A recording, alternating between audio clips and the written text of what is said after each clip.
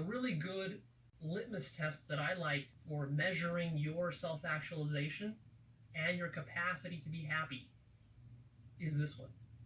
And it is, if I lock you in a box, like solitary confinement style, with no light, no entertainment, no stimulation, no conversation, nothing. All it is just like a black box. It's very small.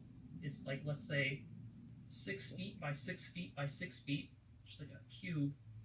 And it's got some ventilation holes for air so you don't suffocate. And it's got a place for you to go to the bathroom. And you're like given food once a day so you don't die of hunger. And that's your fate for the rest of your life. There is no escape from that. You're going to be living in this box forever. Can you still be happy?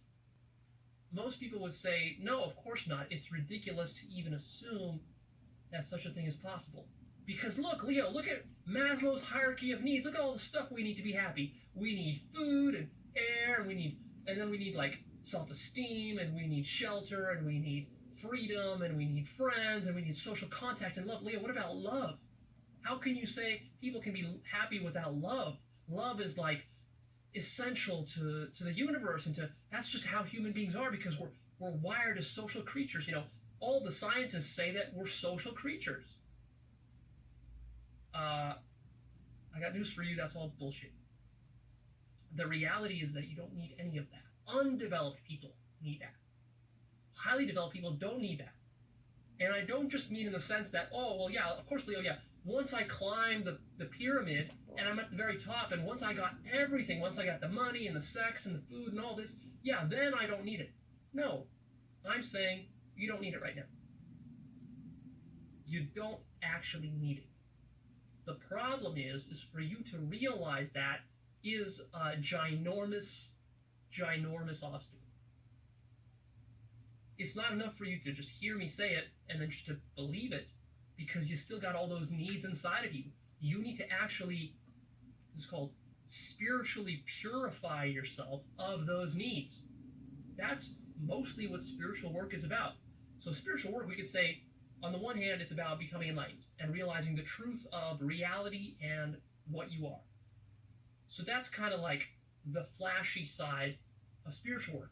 Then there's the very like laborious, unflashy side of spiritual work, which is purifying yourself of every single need that you have. Even stuff like the need for food, for water, and for air. Now, don't get me wrong, I'm not saying you're going to live very long if you don't get food and water and air. You're going to die. But the fact that you need those things and you feel like you need those things to be happy, that's the thing we're addressing here. So yes, you will die without oxygen, but believe it or not, you can actually develop yourself to the point as a self-actualized person that you honestly are not attached to needing oxygen. What would that mean? Well, that means you have to face the fear of death, and you have to overcome your fear of death. Is that possible? Yeah, it's possible. You can overcome your fear of death. And if you overcome fear of death for real, not as some idea, you know, sometimes people write me comments and they say, Leo, I'm not afraid of death. That's the biggest load of horseshit I've ever heard. You're totally afraid of death. Totally afraid of death. So yeah, if you overcome your fear of death, then not having oxygen won't be so scary for you. And it won't seem as so implausible a thing to be detached from, right? Notice that when you're detached from something doesn't mean that you abstain from it for the rest of your life. It simply means you are not attached to it, which is a different thing. So anyways, as I was saying with this little image of you living in this box, you know, if you were really, really self-actualized, if you were really, really aware, you'd have no problem living in a box. Without contact from humans, without love, without business, without money, without any of this stuff, it would not be a problem to you. Why not? Because you don't realize yet how extraordinary it feels simply to be conscious. See, you're totally out of touch with how good you can feel just by realizing that you're conscious. An ordinary ordinary person, you put him in a box like that, and we call it torture. It's called solitary confinement. Some people say that we shouldn't even allow this kind of treatment of our worst criminals, the rapists and the murderers. We shouldn't allow them to be put into boxes like this. But it's only torture because the average mind is so underdeveloped. So this is a great litmus test, You can just ask yourself, any day of the week, just ask yourself, if I was put in a box, would I be happier than I was a week ago? And if you could say yes, that means you've grown.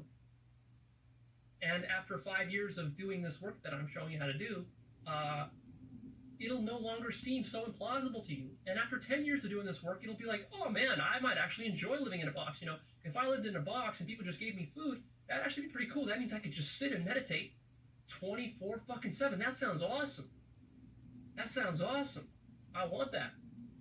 That might actually be a really good way to live. See, but to a person who hasn't done any consciousness work, doesn't understand awareness, hasn't done meditation work, hasn't had any samadhi experiences, hasn't done any self-inquiry, hasn't really investigated enlightenment and non-duality and who and what they are, then to them this seems like complete hogwash. It seems like I'm just, I'm talking fantasies here, not human psychology. None of this is real human psychology. This is some kind of fantasy you have. No, this is real human psychology, except that it's a rather extraordinary form of it because it's quite rare and because you don't know very many people like this. But believe it or not, you can find people in society who can do this. It's pretty cool. I mean, they're pretty rare, but they're not that rare. I've met dozens of them. You can too. They're pretty normal people. This is the power of doing real deep inner work. What do you think detachment is? Like, detachment is not an idea. Detachment's a real thing.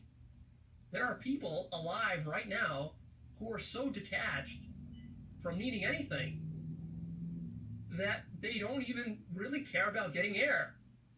Of course they breathe and they live and they do normal things. They don't live in boxes. They're just detached. And now think of how great life feels to those people. Because they're not living in a box. They're living in a very rich world with color, right? With light, with cars and technology and people and love and animals and nature and all this amazing stuff. And they can really soak that shit in because they're detached from it all. Detachment doesn't make you depressed. Detachment doesn't make you nihilistic, and it doesn't make you demotivated. It's like, well, I don't need anything, so I'm not going to do anything. No, it frees you up to do whatever the fuck you want. It's total freedom. With total freedom, you can enjoy anything, much more so than you can when you're attached to something. Because have you noticed this? That even when you're enjoying something that you really enjoy but are attached to, you actually suffer. That's a pretty remarkable thing to grasp in your direct experience. So a really good example of this, I experience this personally whenever I'm eating ice cream. And I try to stay away from dairy, so I don't eat ice cream very much. But if I'm eating some kind of dessert that I really love, that I rarely eat, and I decide to just splurge and treat myself, so I'll get a quart of ice cream or something, and I'll be sitting there on my couch eating it. And as I'm eating it, I'm really enjoying it. It's so good. I wish I could just eat it forever. But right there, I'm suffering. Because already as I'm digging into that ice cream with my spoon, I can see the level of the ice cream gets lower and lower and lower, and I already know it's going to get to the bottom. And I already know the feeling I'm going to feel when my spoon hits the bottom, the empty bottom of the carton. And then it's like, shit, I'm out of ice cream. And I already know I'm going to be suffering in 5 minutes when I hit the bottom. I haven't hit the bottom yet. I still have a bunch of ice cream to go. But already I'm suffering. I'm suffering even before I'll really be suffering. And that pretty much summarizes what your life is like. So, yeah, there's a lot to be aware of here. I encourage you to really work towards just accepting this idea of unconditional happiness